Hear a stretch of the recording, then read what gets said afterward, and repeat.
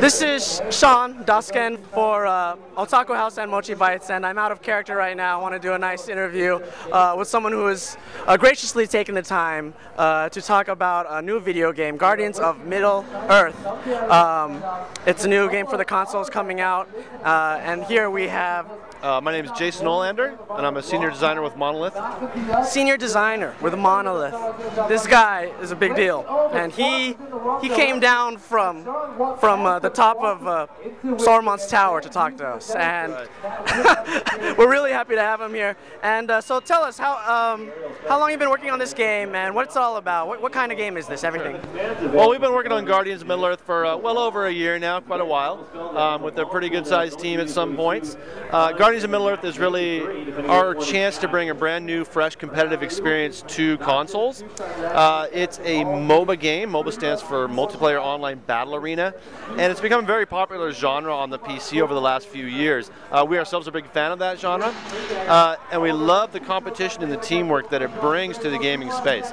So we thought, well, why can't we bring a competitive experience similar to that, and marry it up with the terrific Middle-earth license that we have access to as part of the WB, and then bring something really fresh that people can have a little accessibility to, though. So really a brand new competitive experience that we're bringing to Xbox and PlayStation this fall, actually. Excellent. Already coming out this fall, so you guys better keep your eyes open. I just learned MOBA from you, basically. I can't say that I've played the games as amazing as it looks. I want to, but it's competitive. It's a battle, right? That much I've learned. And so tell me, how do you go about winning? What are the ways to successfully play this game? So the MOBA genre and Guardians of Middle-earth in particular, it's really about teamwork. At its basic, what you have is 5-on-5 battles online. 5 players on each side. You have a mirrored map, and the basic objective is pretty simple. You have a base on your side, they have a base on their side. Protect your base, destroy their base. Of course, there's a lot more going on underneath that. What you have is each player plays a guardian, and some of these we pulled from the Middle-earth lore. So some very famous and iconic characters like Gandalf and Sauron. You could play him, as a matter of fact. But we even went really deep into the lore and picked out some characters, from way deep in the appendices, being a bunch of Tolkien fans that we are, of course. So each player takes the role of a guardian in a match. They get in there and they have special abilities and powers that are unique to them. So you get in, you learn sort of about that, how to use your abilities against the other guardians on the other side that are trying to do the same thing to you. As you go through the game, you're trying to push the other team's base, and you're taking down these really powerful towers that stand in your way. So you can get closer and closer to their base as you go. Grouping up with the other teammates, and then beginning to have an awareness of the entire battlefield. It's really the heart of the game. It's the genre itself is kind of a hybrid between strategy games and sort of action games.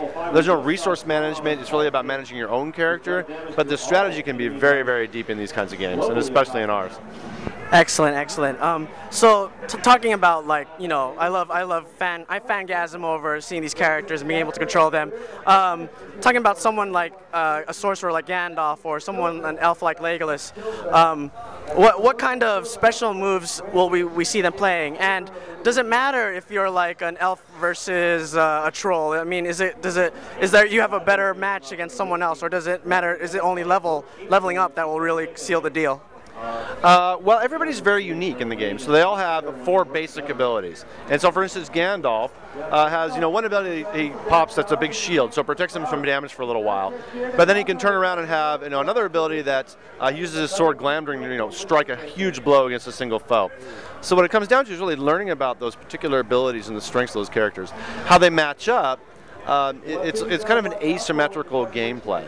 It's like, I need to learn what your guardians that I'm facing, what are your capabilities? How do I counter those? And then those strategies starts to change up as you learn more and more about how everybody else plays.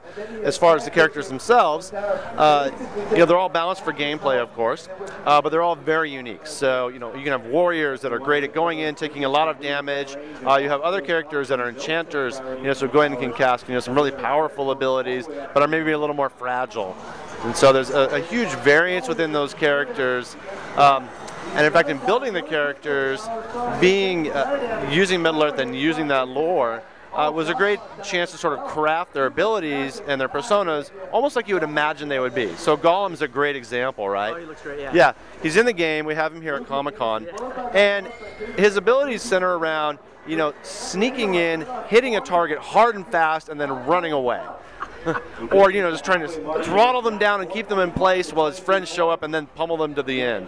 So that's something you'd almost expect Gollum to play like. And so it's great. People almost have a familiarity almost right away with some of these characters. It's like, I kind of know what Gandalf is about. I kind of know what Gollum is about.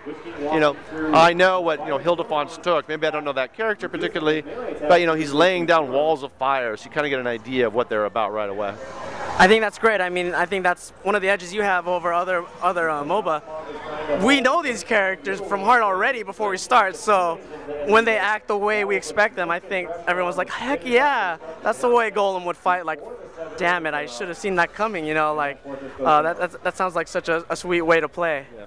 I mean, we're fans, first. We're fans making games for fans. And that includes the MOBA genre and the Middle-earth universe. And so, yeah, you're absolutely right, being able to have a familiarity with it. And then also, it allows us to get, some people who maybe have heard of the genre, their friends play a lot of MOBAs. There's a very hardcore community behind it, the very robust online gaming community. So maybe they've heard their friends talk about it, but they're not really sure. Well, this is like, well, hey, I know Middle-earth. I love that stuff. Plus, it's on consoles. The missions are, it's a little more action-oriented. Our missions are generally shorter than you might see in some games in the genre. So it's a great entry point and a great way to, go out and get your friends who don't play the games you love. Say, hey, look, check this Guardians of Middle-earth out. It's characters it's art style you're used to, and let's go play this together instead of the other stuff, or in conjunction with. Dude, I mean, it sounds like there's so many layers. It sounds like it's really fun and exciting to play with friends, obviously online on the consoles. And you guys have a great setup here. Yeah. This gigantic tent, this totally air conditioned, and you got tournaments going on already for people to demo out. I mean, congratulations. Thank you. And when should we be able to look for that game again? Right. So Guardians of Middle-earth will be coming out this fall, and we're coming out for XBLA and PSN, Xbox 360, and PlayStation 3. So it'll be a digital download title. We're very excited about. We're going to have a whole full game right out of the gate. So a 3-lane map that you're seeing here at Comic-Con. We'll have a 1-lane map as well.